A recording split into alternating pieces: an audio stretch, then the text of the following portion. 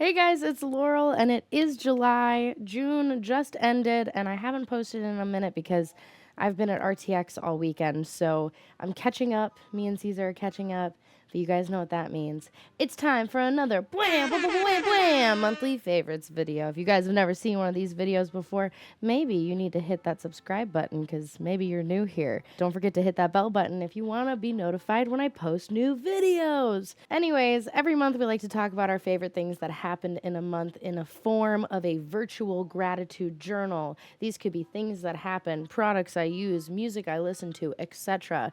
So let's talk about June of 2023. It's 2:30 a.m. and I'm a chaos goblin tonight, so let's do this. Let's look at my list. So, me and my bestie Liv, she's been on my favorites videos more than once, but we like to go thrifting and we like to get food together because if we don't eat before we thrift, we turn ravenous and not in a good way. And then we don't enjoy the thrifting because we're like, I have a headache, I'm overstimulated, I'm hungry. What are we, children? I don't. Anyway, we've started going to this place that we discovered in June that is delicious and has these amazing bento boxes. Y'all, look at these bento boxes. Ever since we discovered this place, we've gone there pretty much every single time we've hung out. The egg rolls, phenomenal. They have free miso soup. They have incredible sushi. And also the salad dressing, I don't know what it is. It's probably just Thousand Island, but there's something about it at this place that's just top tier. And the people who own it are just super sweet and nice. I just love hanging out with my girlie and catching up with her like once a week because it's really like the only time we can see each other. She's off work. I'm not streaming. So it's just really great to like go hang out with her, go thrifting, catch up. Definitely a favorite every month, but because we discovered a new place to eat, it had to be in the video. And speaking of my girlie Olivia, her and I have been blasting this song every time we hang out. I've been blasting it on my own. I am obsessed. If you guys saw my most recent drag queen video, you know I mentioned this artist twice, but I am obsessed with Chappelle Roan and her newest song, Red Wine Supernova. I'm obsessed with all of her music, but this song has been on repeat for the whole month, all of June, at the beach, in my friend's car, while I'm doing my makeup, while I'm getting ready for a night out, while I'm trying to fall asleep, while I'm trying to wake up for the day. I have been listening to this song. I can't tell if I have a crush on Chappelle Roan or if I want to be her. But her music is just like so gay and so fun. I feel like a lot of the queer artists that I like to listen to, their music is so sad. And it's so nice to have a queer artist that is just like, I'm horny and I'm happy. I love her. Please go listen to her music. She's touring soon. I'm so excited to see her perform. Oh my god. Speaking of my most recent drag queen video, in June I got to perform drag for my second time. First time painting my own face. But not only was I performing in drag, I was performing in the same lineup as Sasha Colby. One of the best nights of my life, y'all. Doing drag grants me the most confidence I think I've ever experienced in my life. Something about wearing that makeup and just like wearing whatever I want, being able to embrace all different kinds of like gender non-norms and gender norms and just feeling empowered. Like I just felt so sexy and cool and confident. And I haven't done it since, and man, I gotta do it again. And also, Sasha Colby, great, sweet person. She was so kind and accommodating. She knew, like, me in particular, she knew that I wasn't, like, normal talent that they had on the stage. And they have some rules there that kind of counted me out, but she kept trying to include me in all of those things that would have counted me out. And it just made me feel really special and seen. And I'm really grateful for her. She told me that she liked my hair. We took pictures together. She made me feel so hot and cool and just one of the sweetest people I've ever gotten to meet. Definitely one of the sweetest famous people I've ever gotten to meet. So thank you, Sasha. I hope to do more drag because you inspire me. So thank you. And also shout out to Lori Bird because if it wasn't for her, I wouldn't have been able to share the stage with Sasha. Wild night. Wild night. So much fun. Ugh. And I looked so good. Now, if you guys don't know, June is Pride Month, okay? So I had to go out and celebrate as much as possible. I streamed, I think, like a handful of times in June because I was so focused on enjoying Pride IRL. And one of the very first Pride events that I went to is actually a very normal event that happens here in Austin once a month called Jimmy Eats Wednesdays, which is our own version of emo night, but it was during Pride Month. So it was gay emo night. Me and my friends dressed up. We had so much fun. We sang at the top of our lungs. My girly Bridget did some emo drag. I had so much fun. I met new people. I felt empowered and gorgeous and danced my little heart out all night. I love dancing with my friends. Like, any night that I get to spend dancing with my friends is a good night. Which would also lead me to the next night on my list, which is Barbie night. I went to a drag show that Lori was performing at that was completely themed after the new Barbie movie. But not only that, the drag queens were all dressed up like dolls, Ken dolls, Barbie dolls, etc. But the DJ was raising money for gender-affirming care for themselves. In the state of Texas, that shit is really difficult and hard to come by. And I know we raised a lot of money, and it was for a good cause. It was so that somebody could feel like the most version of themselves.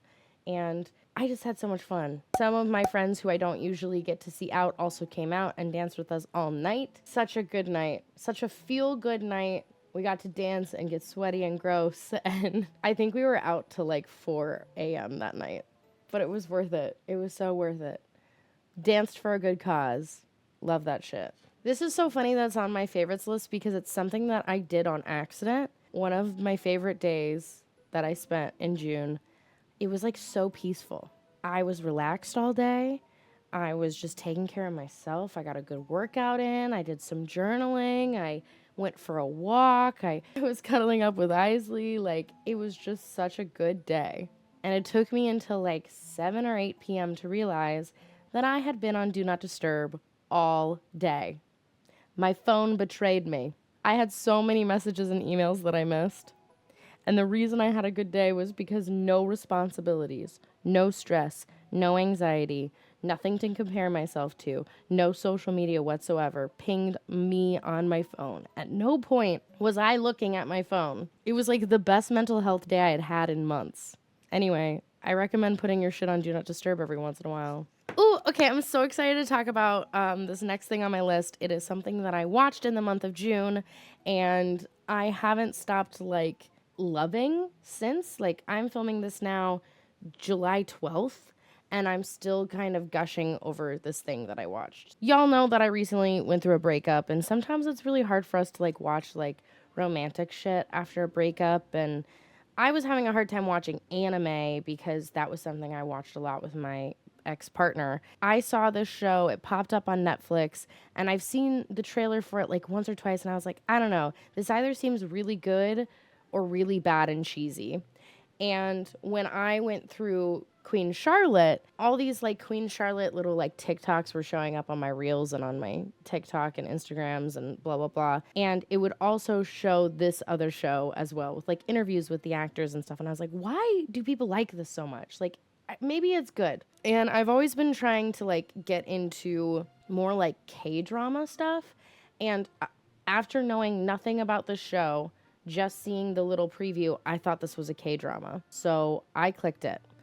And you might be asking, Laurel, what is the show that's on your favorites list? It's called XO Kitty.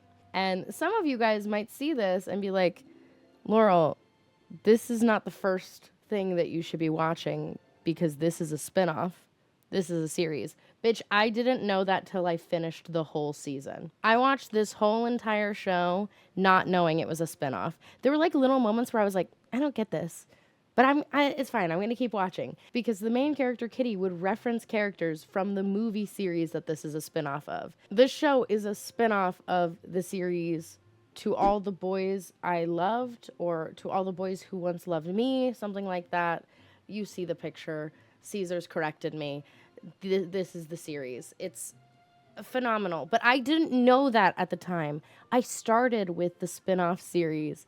And this scratched my little, like, romance shoujo slice of life itch, while also being, like, real, because these are, like, real actors and it's like live action. And I thought it was based off of a manga. It's not. It's based off of a book. It's a spin-off of a book. Do you know how long it took me to find that out? I think I binged this whole show in like 2 or 3 weeks. Talked about it on my beach trip with my girlies, and they were like, that's a spin-off of a movie. And that's when I found out. This show scratches a lot of itches for me. Like I said, I've been trying to get into K-drama. I have been missing anime. This is very like slice of life, but like live action. The main character, Kitty, surprises her boyfriend, her long distance boyfriend, by showing up at his school and going to his school, only to find out that, surprise, surprise, he might have a girlfriend. But it's got like the elements of some romantic animes where there's like all these like possible suitors and everybody's like super cute. And it's also gay. There are queer characters in it. It's so fun. It is pretty cheesy at points, but it's like K-drama cheesy. Like, it's just fun. Like, there's silly little slow motion moments that, they just, like, they made me giggle and made me, and there's these moments that, like, at some point I was like, is this softcore? Like, what is happening? And then it's not. Like, I don't know how to explain it. You just need to watch it if you haven't. This does, in fact, lead me to my next thing on the list, which is I watched the movie series that this is a spinoff of. And obviously I can't remember the damn name of it. So look at the three, look at them. These movies. I binged them all after it was brought to my attention that XO Kitty was a spinoff. I watched all the movies in 2 nights. What can I say? They were really fucking good. And I'm a sucker for slow burn romance. I am a sucker for slow burn miscommunication romance. Oh my God. And yes, now I follow everybody. Every actor in all these movies. I follow them all on Instagram because I'm a fool to think that maybe one day they'll notice me. And one of them, one of the pretty people, will be like, who's she? Anyway, the movies are great. The main actress is so fucking cute and talented and just like quirky and like, oh, she's just great. I just love her. And her romantic interests, all of her little possible suitors, so cute, so fun. The dialogue is just as cute and cheesy as XO Kitty, a little less K-drama, a little more American drama, but just really, really cute. Next thing on my list, I went on a cute little beach trip with my girlies to South Padre. We road tripped 5.5 hours out of Austin to go hang out on the beach for a weekend for Father's Day weekend. And I had so much fun. A lot of these girls I've been friends with for a few years, but like out of all of them, obviously, my best friend Hannah of like 14 years, she is my core person. She's introduced me to all these girls, and I just got to hang out with all of these girls on a more personal level, and I got so much closer to all of them, and I felt like we were just sisters. It was just a weekend of being cute and getting sunburnt and riding jet skis and having so much fun and drinking margs and talking about our feelings and being under influences. I feel really lucky to be surrounded by so many cool, smart, intelligent, funny, beautiful women. Yeah. Yes. And successful. All of my hot lady friends are successful. I did make a list of some of my favorite things that happened there, so I'm going to go through it. Our first full day of Padre, we started off by taking shots. And I know that's wild. But listen, Hannah made us breakfast. We were so ready to just take on the beach day. And Juge was like, let's take shots. I was like, okay, let's start the day off right. Let's do affirmations as our cheers. So the girlies and I all got in a little circle, and I said affirmations before we drank. I have great friends. And I'm happy about that. I love you guys. I don't know. It just felt like a really cute, wholesome way to start the day and to just remind each other that we're just here to have fun. Like, life is too short to care about what we look like in our swimsuits. I think that sometimes on trips like this, we can get caught up in things like looking good, feeling good, etc., when really we should just be worrying about the memories and the times with our girlies, you know? So the affirmations were really nice. I did a lot of journaling on the trip as well. My friend Caitlin brought tarot, and we read each other's tarot, and it was just really wholesome and deep and wonderful. It was great to just talk about our feelings and, you know, maybe cry a little bit with each other and empower each other and build each other up. Another thing that I loved about this trip is that I've always been really scared of the ocean. I had a really traumatizing experience when I was young, and I haven't really been able to like go out into the ocean since. And on this trip, I just did it. At first, like I started taking baby steps with my girlies, and then I just kept going. I just kept walking and just like jumping over the waves and just walking forward until the water was like to here and the waves were hitting me in the face. And I was just like, bitch, I'm strong and cool and I can do this. I will say at one point, I think I stepped on a crab and that scared the shit out of me. But other than that, it was really, I was proud, okay? I faced some fears that weekend. Another fear I faced and another thing on this list, y'all, I tried oysters. I tried oysters and I thought I would hate them. And y'all, they were delicious. And I think I ate like 8 of them. Why have you guys been keeping this secret from me? Oysters look gross as hell, but they're delicious. Also, I mentioned this before, I went jet skiing. 6 out of the 7 of us went on jet skis, and that was so wild. At one point, me and Juja's butts were just not on the jet ski. She was holding on to the front, and I was holding on to her, and the jet ski was here, and our butts were up here. Like, that was nuts. That was wild. We also did some boogie boarding on the waves. We also just got way too sunburnt.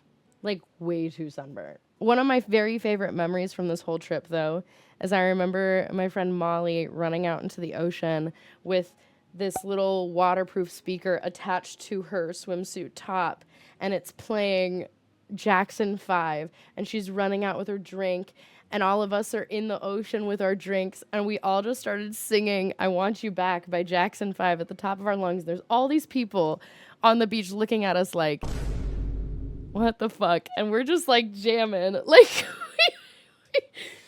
oh, what a good time. I love my free-spirited, weird, beautiful, sexy, intelligent friends. Surround yourself with people who love you 100% for who you are. Because I'm weird and sexy and intelligent and wild.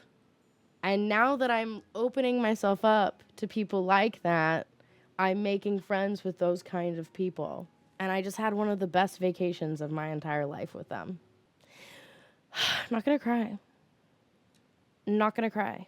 June is not only Pride Month. I know you guys saw this in my last June's favorites videos, but I gotta say it again. June is not just Pride Month. It's also the anniversary of me coming out. I came out to my parents. Actually, I came out to the internet first, and then I came out to my parents about a week later. Man, it's been 3 or 4 years since I did that, and every year I think I'm just embracing my sexuality and myself more and more, and now my gender identity. June's a great month. It was hard for me in the past for other reasons, but June is really a great month. Thank you for being a part of my journey of learning about my sexuality and my gender identity. I don't think I would have ever come out if it wasn't for you guys, so thank you. Last but not least, the final thing on my favorites list of June. June 25th is my Twitch partner anniversary, and this was our 3rd one to celebrate, and for 3 years on Twitch, we celebrated with a subathon. And you guys showed up and showed out. And we streamed nonstop for 6 days. 6. Tears were shed. Laughs were had. Insanity ensued. New addictions to new games. Scary games. Farming sims. I faced my fear of heights in a game that totally sucked, but was also really cool. And I still want to try to beat. And you guys just made me feel so special and loved for 6 whole days. And even though streaming like a marathon is difficult, it always seems to fly by because I have so much fun with y'all. My mods really make it all go smoothly. So big shout out to my mods for taking care of me and helping me out. And big shout out to you guys for supporting in whatever way you can or have, whether that's monetary or not. Like, y'all just being there and watching has meant the world. I just had so much fun. So thank you for what is now my favorite subathon we've ever celebrated on my stream. And longest. Holy cow. I wonder what kind of subathons we're going to come up with in the future. But I have so many fun incentives, future incentives that I have to do with y'all that you guys unlocked, including a Truck Sim stream, a Bob Ross stream. My friend and artist, Mara, is coming to visit me for my birthday, and I'm going to cut her hair live on stream. Oh man, things are just gonna be hectic for the next year while we try to like get through all these incentives that you guys unlocked. So thank you guys for that. And that's everything on my list of favorites for June, y'all. After some of the hardest months of my life, I feel like June really started to look up for me. I'm really enjoying life again. It feels really good to be enjoying life again. Oh no. Well, I'm at the end of the video, so I guess I can cry if I want, bitch. But happy July. My birthday is July 21st. Y'all mark your calendars, July 20th. I always do a stream counting down to midnight to celebrate, so I hope to see you guys there.